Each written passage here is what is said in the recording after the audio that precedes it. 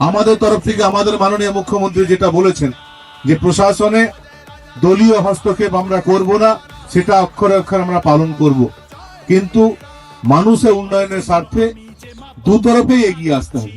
আমরা যেভাবে এগিয়ে আসছি মানুষকে পরিষেবা দেওয়ার জন্য, বিভিন্ন পঞ্চায়েতে, পঞ্চায়েত সমিতি, জেলা পরিষদ যারা আছেন তাদেরকেও এগিয়ে আসতে হবে, তাদেরকে নিজের দায়িত্ব পালন করতে হবে। এবং যদি তারা দায়িত্ব পালন না করেন তাহলে বিডিও সাহেবকে বলবো যে আপনাকে অন্য অল্টারনেটিভ অ্যারেঞ্জমেন্ট কিন্তু করতে হবে। কোনো প্রধান, কোনো উপপ্রধানের ব্যক্তিগত কারণে মানুষকে যেন অসুবিধার মধ্যে না পড়তে হয়। আমি খবর পাচ্ছি যে বিভিন্ন পঞ্চায়েতের প্রধান, উপপ্রধানরা অফিসে আসছেন না, মানুষের একটা সার্টিফিকেটের প্রয়োজন, সেটা নিতে পারছে না।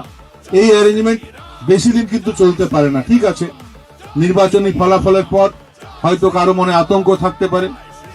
পুলিশ প্রশাসন সব সময় বলেছে, আমাদের মুখ্যমন্ত্রী বারবার বলেছে যে ভয়ের কোনো পরিবেশ নেই।